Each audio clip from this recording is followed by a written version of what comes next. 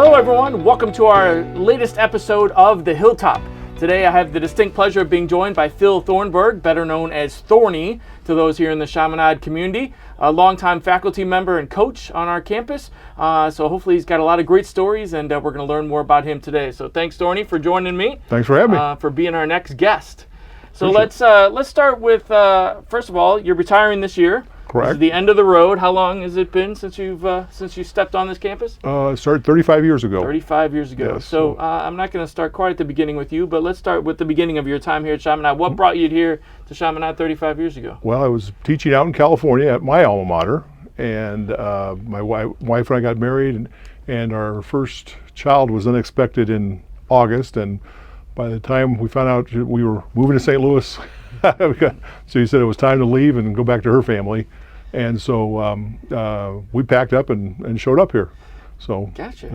Never left. No, absolutely not. Well, good. Now let's kind of maybe go back to the beginning a little bit and connect the dots there. You mentioned California. Yeah. Is that where you're born and raised? And kind of grew up your whole life? Born and raised, third generation California.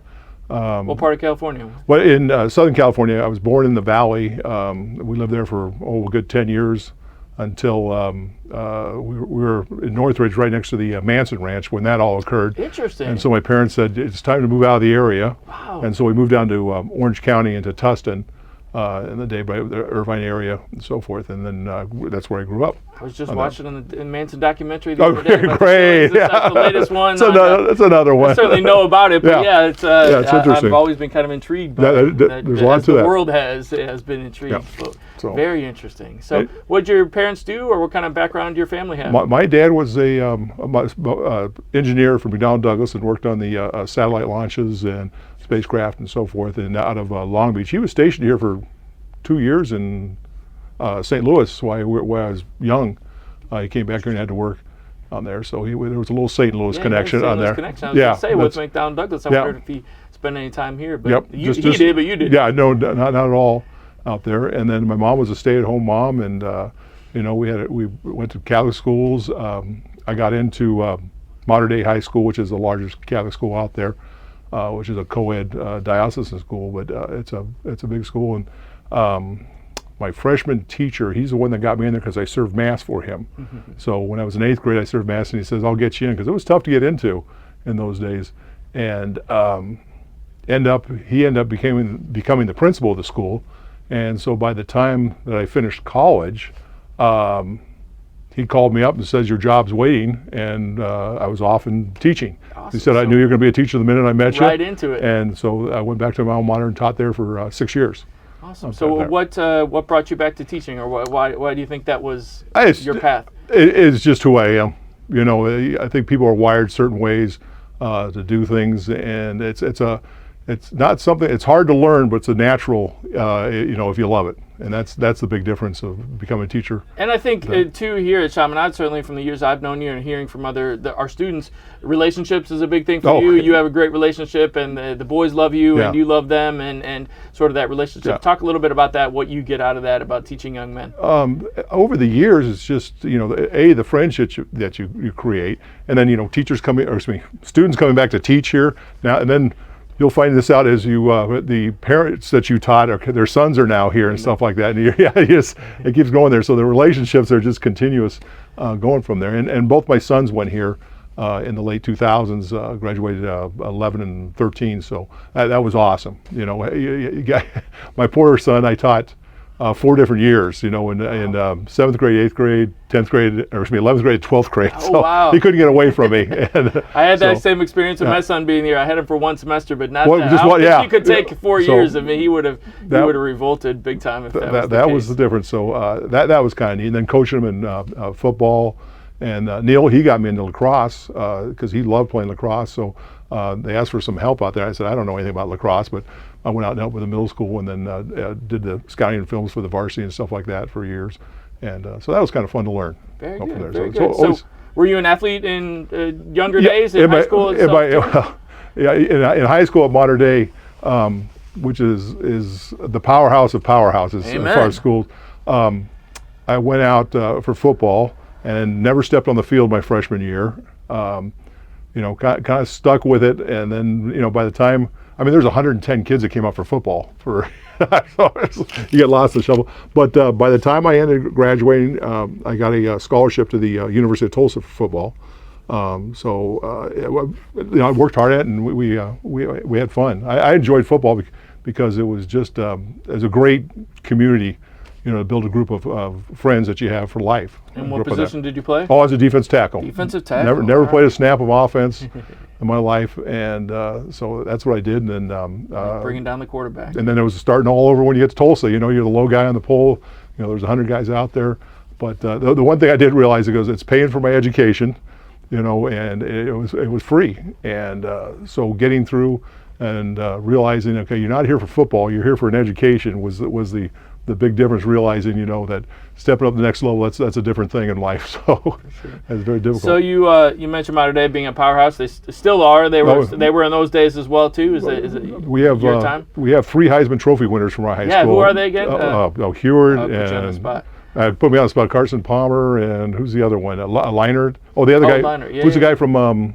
Just won last year or 2 years ago, Young from Alabama. Oh, Bryce Young. Yeah, Bryce Young. Right, yeah. So it's what we call it Heisman Alley now. The street I was just reading something I think in the Athletic yesterday about Mater Dei signed some marketing package for athletics. Oh, I can imagine. Multi-million-dollar athletics sort of marketing partnership kind of deal. I don't know the exact specifics, but yes, it's big time athletics. It is basketball, and the biggest athletic there was the band and the cheerleading. That's the top sports. It's a kind of pecking order. Interesting. They had more championships. So what else besides football did you do in high school yourself? Oh, golf, and I played a little volleyball. And did that. And it was a great experience. Like I said, there was 2,400 kids there. So it's a big school, and it mean a lot. So and a smaller campus than this. Really? They have one field. That was it. Yeah. The gym was half the size of what we have here, and so we never played a home game. Interesting. I would have thought it was a huge, sprawling. Nope, it's landlocked, land on there. So we played all our games at a city stadium, and then all the basketball games were either at Irvine Amphitheater or the UCI. So we were on the road a lot out there. So, but to go back and coach there and teach there was a lot. Especially they coached me and taught me like that, and to be in a group like that for when you're young, and it's very impressionable to you. Yeah. So how was Tulsa? You mentioned a little bit. I just want to delve into that a little bit more. Yeah. Making that jump to the next level. How was that? And then how'd your career play out there? It was great. We had a lot of fun. We played some great schools there. From the Oklahomas and Oklahoma States, and went down to Florida and Florida State play. And so we did a lot of traveling and games like that. We were a good team, and had great coaching from the guys. We had a lot of people. The head coach, he went on to be the Ohio State head coach and so forth. So it was fun, and like I said, made some good friends. But it was work. I don't think people realize when when you're on scholarship, I go, it's work. It's you have to be there and work that in the amount of time and you have to put into the.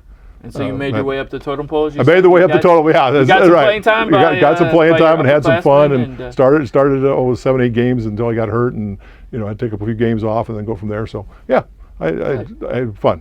But didn't add to the Mater Dei Heisman Trophy. No, I did not. Not quite. Just a little bit. Maybe you're a finalist. No, I didn't even think that happened. I missed the phone call on that. So was there any interest in potentially staying in the football world? I know you did by coming back and coaching at the high school level, but the college level, in the college or I don't know how those people do that, because that's a job that you are on the road. I don't think they realize the amount of time they put in, not just to the coaching aspect, but the recruiting aspect and this and that. And they're gone and traveling. I think the divorce rate is probably 90% for some of those younger coaches because the hours they put in. But no, no, I wanted to go back to high school, and that was my niche. So what did you teach at Mater Dei? And I was a science teacher for freshman science for 6 years, and then I coached. I started the bottom, freshman football, freshman basketball, and then I had the JV golf team in the springtime right there. You always did 3 sports and kept yourself busy. Yes, on there. And so we had just gotten married. And during my first year, so we got married, and so all that was going on, and it was a good time. And then coming back with all your friends and stuff like that, I thought she'd never leave once I got her out there with the weather is beautiful and this and that. There's no snow, that's all this, and as soon as we got pregnant, it was like, nope, we're moving. Family's a strong pull. Yep, that's exactly right. So Did you guys meet at Tulsa? Meet at Tulsa, correct? Yes. When she was a freshman, sophomore, and then we were together the whole time, and then got married right out of college in that December there, and then like I said, we moved here. I'm trying to remember. I got hired. I've never interviewed for a job. Interesting. I got hired over the phone from Brother Bear. The principal, who was my teacher there, he's the one that hired me at Modern Day, which I never interviewed for. Yeah, and then just sort of said, come back. Yeah, he says, here you go, when do you start, like this. And so I got the same phone call from Brother Bear, and he goes, well, when can you start? I go, do I need an interview? He goes, no, you're hired. So he goes, I talked to your principal and got all the information I need. So I ended up, our baby was born August 9th, Emily, and I think August 16th I showed up here. And then I drove to school first time. Well, I remember walking in the door and met Kathy Bliss. God bless her, was the most wonderful woman in the world. Yes, exactly. And and she, who are you? Like one of those. And I tried to introduce myself like this and said, well, let's figure this out here. And so they pointed me down to the football field. So I went down to the football field, and they'd already started practice. So I jumped right in and was off and running from there. You were coaching from day one. Right. Literally day one was day coaching. one. And then I was teaching my first year earth science.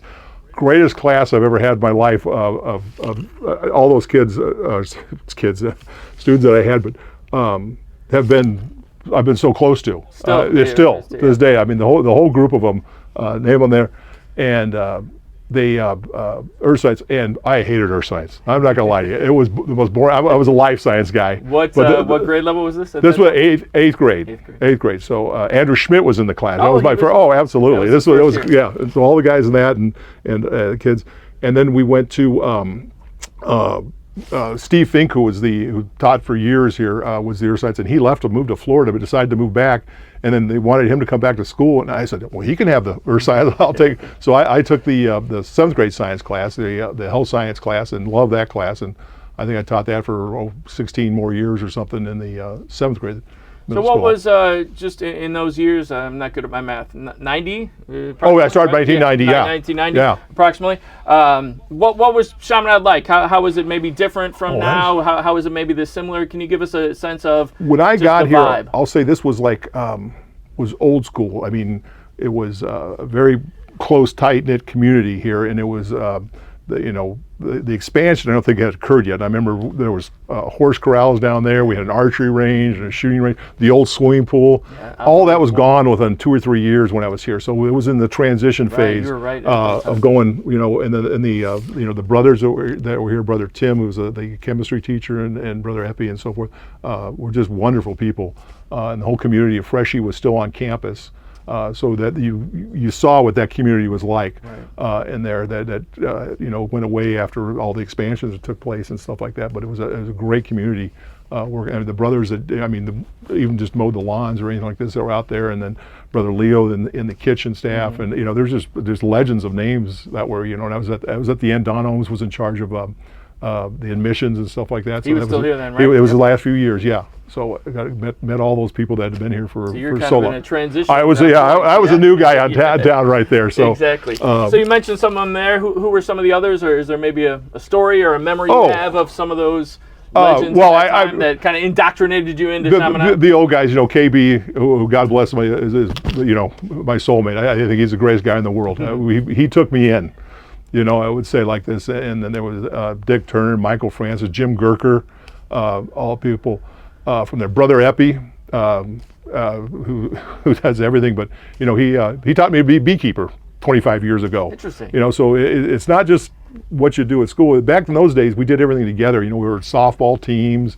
We did different leagues and stuff like that, and we had poker games after parent-teacher conferences and stuff like that. I mean, it was just a whole different era.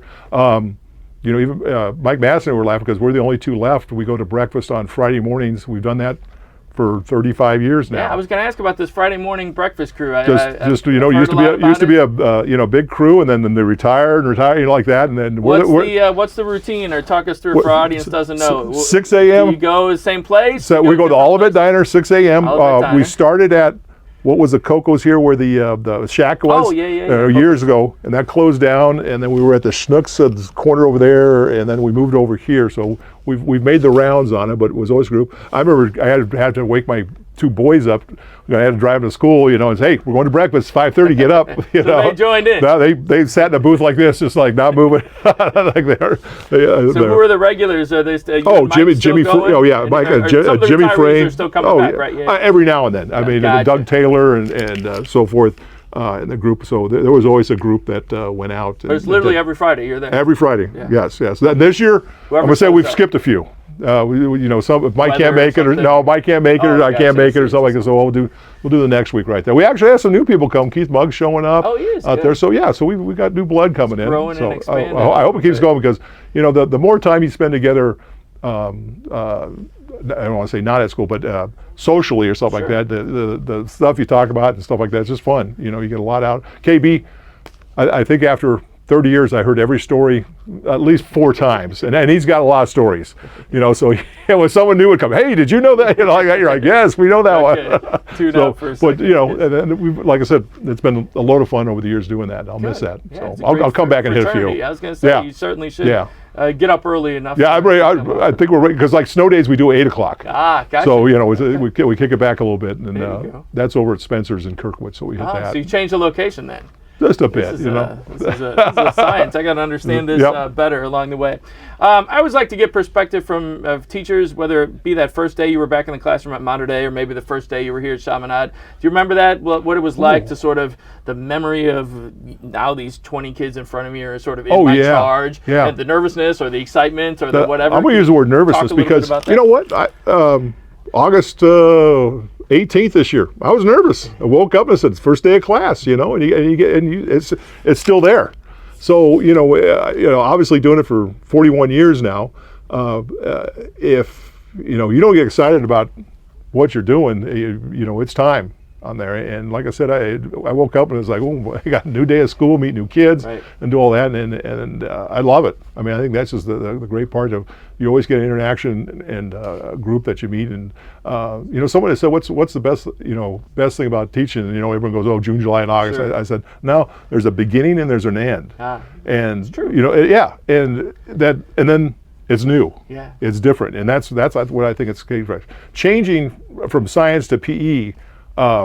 Was awesome. That's what I was going to talk about too. I was going to ask you, how'd that happen, or how'd that come about? Was that your choice? Was that somebody tapping you on the shoulder? Yes and yes. It was Vader was retiring with his restaurant, and he had been doing the high school classes on there, and they asked, would you like that? And I had to think about it too. I was like, I don't know. I've been doing this for so long. I got it down pat. All of a sudden, but then it was like, well, this would be kind of fun. So, and it's been great. I loved it. It's kind of like a career change within the same career, and going out in the PE classes I've had, and like I said, I've had more fun doing this because, like I said, the kids are great.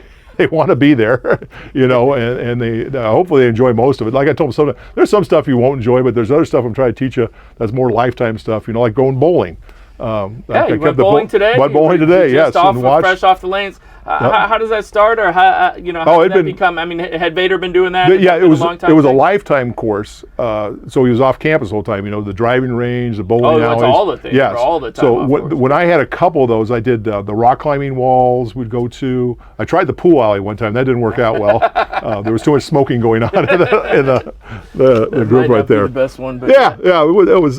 So you try different ideas in the driving range, but when they change the schedule up and time wise, you get cut down. You get a little constricted how far you can travel and do that kind of thing. So what lanes do you go to? Olivet lines. Olivet, of course, standard. There. Olivet. And are you a good bowler? I am not a good bowler, but I will claim because when we had to drive the van, Scott Kugler, who God bless is one of the greatest persons I met here at school, he would drive the van with me with the kids so I could take a group of 20 kids because they wouldn't all fit in the van, I guess. And so him and I would have bowling days, bowl-offs, who's better bowler like this. So I got better because I had to get more competitive because he was a good bowler on this. And do you have him beat now? Well, I'm not going to say that because this is on film right now because he'll say something here.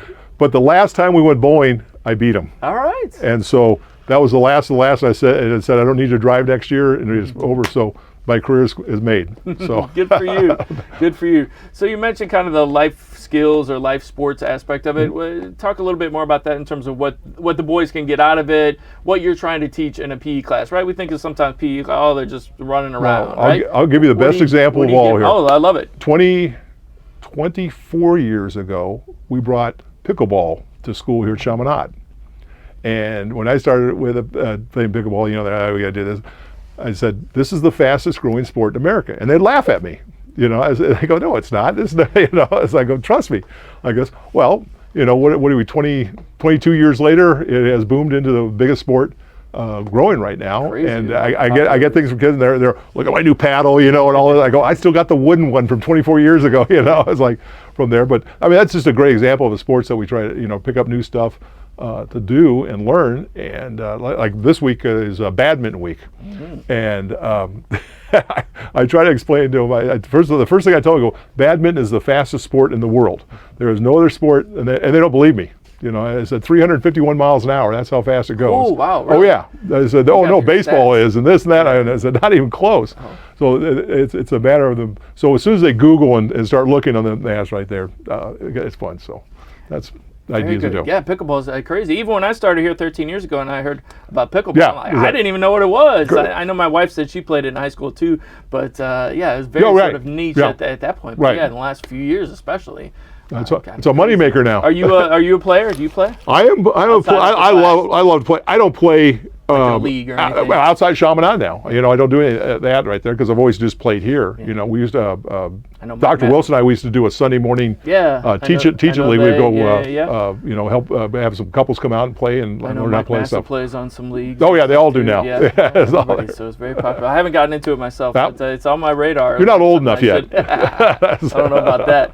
I should be. So just want to touch back a little bit to your sons being here. Talk a little bit more about that experience. I shared in that awesome experience too. Yeah. How'd you enjoy that? Did you ever? And how was it to have your son actually in class for 4 years? Yeah. I when they came here, my wife just said, "Okay, they're yours." So you got to take responsibility. And and I talked to him. I said, "This is going to be hard for you because I'm here." But you got to ignore that. I guess is the word. I'm here. I'm not going to walk in, and embarrass you or anything like that in class and stuff like that. My son did get mad at me because the senior basketball, the big game, the senior faculty game right there, I came from behind and blocked his shot when he still hasn't forgiven me for that one. But it was neat. I wrote Father Ralph a letter after they graduated thanking him because it meant that much to me. He really. I think it's neat that we have that opportunity to have our kids here and go to school and get the same education that we're giving here and be part of the Marinus family. Mm-hmm. So that was very important to me. Awesome. Very good. Let's talk a little bit about coaching along the way. You kind of mentioned briefly, but let's delve into that a little bit more. What sports have you coached here? And 40 years of football is out there. And you've coached everything from varsity to you've had the 8th graders to... I did 6th grade too. You have 6th grade too. Coach Taylor and I used to do 6th grade spring football for a few years. That was just so there. And middle school football, which I just finished up the last 3 years or 2 years, whatever, with the 8th grade football team with Mike Durkis, and a wonderful guy and great coach, and it's just fun. They want to have fun. They want to learn. You might not be any good, or like this, but by the end of the season, you're going to be better. Yeah. And that's the goal, and that's what's important like that. Especially on that level, the energy they. Oh yeah, every day, like that, and so I've always enjoyed it. Working with the varsity. I transitioned doing all the what now is just huddle, but all the scouting and film breakdown, and I would spend I think for 14 years I did it. Games over. And I'd be up till 6 in the morning breaking films down and cutting films together and then tagging them so at 8 o'clock in the morning they could do their scout sessions and stuff like this. And then were you still literally cutting film in those days? It was not literally. It was all digital. Yeah, it was digital. Yes. You're old school too. You know about the old film. Old film. VCR was the greatest invention in the world. I thought when that came around. On there, so I did that for years and really enjoyed it. And then making packages for the scout, the teams were playing and put all the things together for them like that and breakdown. So I enjoyed it. And then you had a little time with lacrosse too. Is that what you I did lacrosse for I don't know 14, 15 years. Just helping out with the middle school. So they were short coaches. It was new back then and starting off so like that. And then worked with the varsity doing the films and scouting for them too. on there. And then I did 30 years of basketball. Oh, that's true. Yeah, really enjoyed it. I was the Wayne McKim was the head coach when I got here, and the next year I was the first varsity assistant here at Chaminade. Okay. And we got a lot better. It was a good growth here. Watching this whole basketball program develop the way it has been amazing to do. But yeah, I've always done it. And you know, I'd say coaching 3 sports for 25 years in a row. You miss a lot of things with your kids, you know, and the different activities and stuff like this, because it's continuing, you know, August through May. And so I started getting tired, you know, and I said I need to take something off. So I started basketball, because that's the longest one there is. And so I retired from basketball about 10 years ago, and I opened up some, you know, free time, me time, I guess I'll call it, so I could focus on my hobbies doing that. So. For sure. Yeah. What are some of those things? What do you like to do outside of Chaminade? Oh, God. This is why this is why retirement's easy. I love to golf. I golf with Steve Baxter, the old teacher, and Prinster, who's the counselor here for years. We golf 3 times a week during the summer. They're retired, so they golf 3 times a week during the school year, you know, like that. Go on. So I just love to golf. I'm not great at it. I enjoy it. Where's your favorite course? Oh, we go. I play a links course, Aberdeen and the Landings and so forth. The courses, but we pick a different course each week to go drive to and try around in there. And you ever played somewhere super cool, like outside of St. Louis, or like what's your dream course? My best friend from California. 15 years ago, he goes, I booked Pebble Beach. Oh, wow. I'm paying for the trip for you. Wow. Oh. It's on a Tuesday, Wednesday, Thursday. So I had to put it, Jim Gerker, I said, I got an opportunity of a lifetime. I got to miss school, and I hate missing school. But I got to go play Pebble Beach and Spyglass and Tapo de Ango and Spanish Bay on the courses there. So we played the 4 courses. We stayed right on the Pebble Beach, the 18th hole. It was fabulous. Nice friend. Yeah, very nice. My good friend Joe Meyer, and we travel our lifetime when we were in high school. Like when we graduated from high school, all our friends, you know, we're going to Europe doing this stuff. We drove to Alaska. Said let's do something different, and so we just took it there. And then when we graduated from college, we packed up for 3 months and drove to all 48 states. And spent 3 months on the road. Oh, wow. We had our camping equipment, our golf clubs, you know, everything was in a little trailer. Just the 2 of you. Just the 2 of us. And it just I don't think people see America, because there's so much out there to see, the beauty and the people and just different communities of groups to go meet. And we had a list of, our parents gave us, okay, here's my friend in New Jersey. You can stop by and spend the night there or something like this. So we were just traveling around and, you know. Let me ask a follow-up there. What's maybe the coolest or sort of off the beaten track sort of thing that was super awesome that you wouldn't think? We think of these like big national monuments and such, but what was sort of maybe an off the beaten path or undiscovered cool thing? I'm a outdoors person, you know, so being outdoors to me in the mountains is life itself, you know. So I thought when we went through the Badlands, and I said, this is the worst place, this is worse than the Mojave Desert like this. But then all of a sudden, the Black Hills and Mount Rushmore came up, and I said, oh my God, this is just absolutely gorgeous, you know. So it's just hidden things around the whole place that's just amazing. You know, from it, and I think one of the funniest stories was when we got lost and ended up at a dog track in, I don't know if it was Louisiana or Alabama where we were kind of lost. And we went to this dog track there, and we had the best times of our lives betting on dogs there. But like I said, never been to one, and it was like, you know, it's just the different things in life. But. Interesting you say Mount Rushmore. That's one of the coolest things I've ever seen in my life. I'm not necessarily, I'm the opposite. I'm not necessarily like an outdoors guy or whatever. I mean, yeah, I can appreciate the beauty of it, but like, you know, sort of turned a corner, and then there was this thing, and I was like, oh my God. That's what it was like. Unbelievable. What happened? Like, you know, I've been bored for 6 hours in this car, exactly. And then you get there, that's it. When I turned 50, I dropped out of life for the summer and went and hiked the John Muir Trail in California. I did the from Yosemite to Mount Whitney and spent 28 days on the trail. By yourself? No, with my buddy Joe. Oh, which is that's so we do our stuff together. Man. And so you know, we hiked every day, carrying all our food and everything backpacking in, and we had about 8 days of food, and then hiked down to a ranger station, and we mailed ourselves food dumps, and we made it. 28 days? Oh yeah. It was a long trip, and it was. Someone said, it goes, well, that had to be the most gorgeous, nighttime sky stuff like this. And I thought, I said, I never saw the nighttime. I was so tired. I was in bed by 7:30, whatever, because you get up at 6 and hike. You make it to lunchtime, and then you hike more. There's people who run the damn thing, in 7-8 days or something like that. Wow. You're like, what? Like this, and then you made all the PCTers coming up from Mexico, going to Canada. They were on the trail there. So I loved the like I said, mountains, rock. I used to rock climb and surf, and so that's why I said when I moved to Chaminade, it was a different life. I had to learn. They taught me how to fish here. Those guys in the first days, like showed up. Hey, you fish? I go, oh yeah, I brought a sea pole, my boat like this, and they just started laughing at me. They thought it was the funniest thing to see.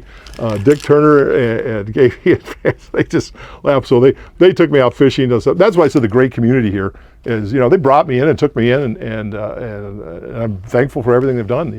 Made me feel part of this place for the rest of my life. Awesome. And that's what's different. So what's some of the evolution you've seen in the 35 years here at Chaminade? Certainly there's physical evolution. There is, we talked about the old outdoor pool gone. Oh yeah. This building the Skip built and such, but even kind of beyond that, is it the same place it was 35 years ago? No, I would say it's not the same place, because I think it's kids evolve too, with the ages. We didn't have phones, computers, or all that stuff, so everything's different. From there, we've evolved. I think we've kept the same core of who we are on there, but the difference, campus is gorgeous. The places we built here, and like I said, I'm stuck in an old locker room. It's been there probably 60 years. So we'll get there one day, right? I don't have it like you up in the Taj Mahal. We're lucky over here. We're lucky here. On there, but yeah, the physical change, has been a big growth here. I think they don't realize how blessed are with the amount of land and space you have right here and changing. But overall, the development of the programs, the education, and I think when you say Chaminade, people say, "Oh, that's a great school," and I think that's a big part of what makes it has a great reputation among there, and a lot has to do with all the teachers that we've had here. They're a great group of teachers that really work and are dedicated to Chaminade. So talking about that core, you mentioned you went to Catholic schools growing up, going to Mater Dei, obviously taught at Mater Dei here. What does that sort of faith element lead? Why was it important for you to go back to Mater Dei and maybe potentially, when you look at the transition here to Chaminade? That's a tough question for you. Okay, I think it's called following your path. They had that was the path. It was, like what I said, when the priest I served in 8th grade, he knew my pathway before I did. He says, you're going to do this, this, and that. I go, I'm looking at him going, I'm in 8th grade, man. I'm just worried about being a freshman, for like that. And follow that, it all unfolds that way. And it's been a great journey. I couldn't be happier with what I've done. I wouldn't change a thing. That's what I'm saying on there. And for all my friends that I've met here at school, and teachers and students, I got thank you. That's what's important to me. That's awesome. So you've talked a little bit about your family. Your son's here. What does your wife do? Other children you have? You mentioned a daughter. Oh yeah, my daughter. She graduated from Ursuline, and she's now a teacher at Parkway, counselor at a middle school. And my son Glenn, who's just had their second child. We now have two grandchildren. Walter was just born 2 weeks ago. Congrats. So thank you very much. I'm very, very excited on there. And married. He's in the computer industry, and he still stays in touch with all his friends from Chaminade and stuff like that. I get to see that old group, when we get in there like that. And my son my son Neil, the youngest, he's in Denver working for a Chaminade family, the Francises, in their business on there. So the connection, and hopefully he's moving back home soon, because I found out that's how Mom wants things to work. Why make back right there? But he's been out there 6 or 7 years. They're all married and happy, and everything turned out great. Is your wife retired too? Or she's retired. Yeah. She retired COVID time. Gotcha. What did she do? She did a bunch of different things. She was in sales, and then worked office management for like that, and kind of she took care of the kids mostly in those periods of time. Amen. So, Amen. Yeah. So besides golf, what plans do you have for retirement? Oh, a big time hunter now. Hunter. Yes. Right. He gets me outside. What kind of hunting? Oh, deer hunting, turkey hunting, duck hunting. Anything. I enjoy the getting outside like this, and I'm very blessed as a friend that has a farm that we get to go to, and I get to work. And I think I was a farmer in another lifetime, because getting on a tractor and plowing a field, I think is one of the greatest things. Awesome. I can sit there all day long and plant my fields and go from there. So I've been doing that and over the years, and I just love it. So I got plans. Yeah. And your Friday morning breakfast. Friday morning breakfast. Friday morning breakfast for sure. Very good. So I kind of usually just wrap up by asking everybody the same question of reflecting on our school motto, Esto Vir. What does that mean to my individual guests? Certainly, be a man can mean many things. I never liked the word like be a man. I always thought that it was a badge you carry. You know, it's on you to be the best you can and represent Chaminade the best way you know how. And that to me is what Esto Vir is. And it's seeing kids now as seniors and knowing them from like 8th grade football and seeing the growth process that takes place, and when they're leaving, you see it. You might not see it, from that sophomore that's in your classroom one day and you're just like looking, going, "Come on, man," like that. But sooner or later, I think it evolves from there, and you see that they take that responsibility of what Chaminade is and what Esto Vir means. And so that's what I see mostly. That's great. I'm actually going to add one more question on with you, because I think you'll have an interesting perspective, kind of wrapping up some things you mentioned. What piece of advice after 35 years here at Chaminade would you give maybe to an alum, or to a current student who's going to be an alum, or even to a new teacher or somebody new to the Chaminade faculty members? Is it getting involved? Is it being a part of that family, like you said? Okay, for a student, I think involvement is everything. If you go through here and you don't do anything, you're not involved, you're just getting an education, okay? But you learn things out of the classroom. You're drama kid. You got kids that just love that. Sure. And you're proud of them that they developed in there. And I think that's what you like to see, is see them develop in whatever it can be. It doesn't matter. But be involved at Chaminade and put the time in. Don't just skate through, because you're going to be sorry at the end. That's what then there's regrets. And like I said, I have no regrets at all of my time at Chaminade. It has just been a wonderful experience. I'm sad to leave. I'm happy to retire. I'll do that, but I'll be sad to leave the community on an everyday basis, because I wake up every morning and say, I get to go to school, and I never say I get to go to work, and that's a big difference for me. So that's what it's always been. Wonderful. Well, thanks so much for your 35 years, for all that you've done in the many different ways that we've outlined here, from the classroom, the science classroom, the PE field, or the coaching box, or the 6 a.m. nights cutting tape. All those memories. No more of that. Well, thanks for all that. Appreciate it. And good luck in retirement. And thanks to all of you out there watching and listening. More podcasts from Chaminade faculty members and alums coming your way. Like, subscribe, and share our podcast there on Apple Podcasts and Spotify.